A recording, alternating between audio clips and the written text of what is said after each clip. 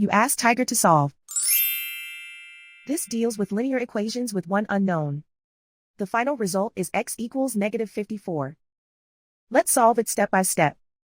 Group all constants on the right side of the equation.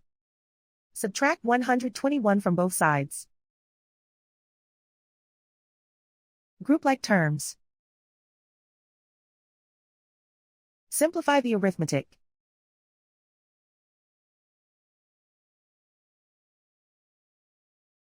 Convert the x into a positive number.